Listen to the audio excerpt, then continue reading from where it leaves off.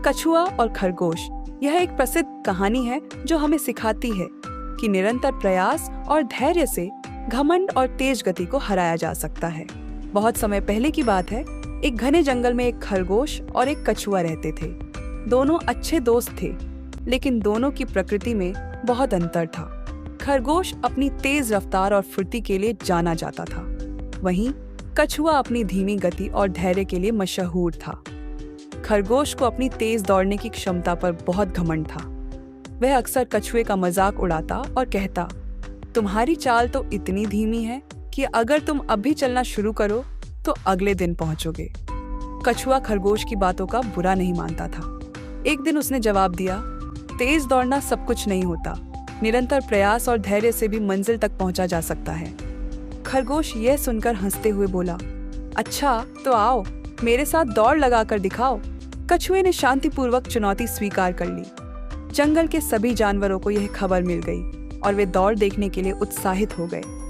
दौड़ की शुरुआत और अंत की रेखा तय की गई। सभी जानवर सुबह जल्दी इकट्ठा हुए। दौड़ शुरू करने के लिए बंदर को रेफरी बनाया गया।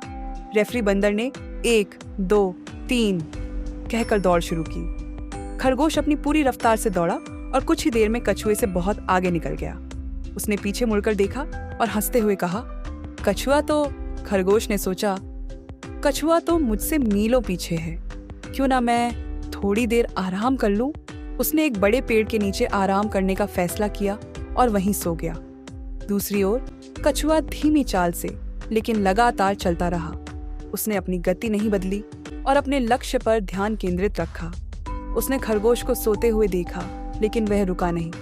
जब खरगोश जागा तो उसने देखा कि कछुआ धीरे धीरे जीत की रेखा पार करने ही वाला है। खरगोश पूरी ताकत से दौड़ा, लेकिन तब तक बहुत देर हो चुकी थी।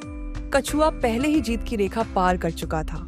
खरगोश को अपनी गलती का एहसास हुआ।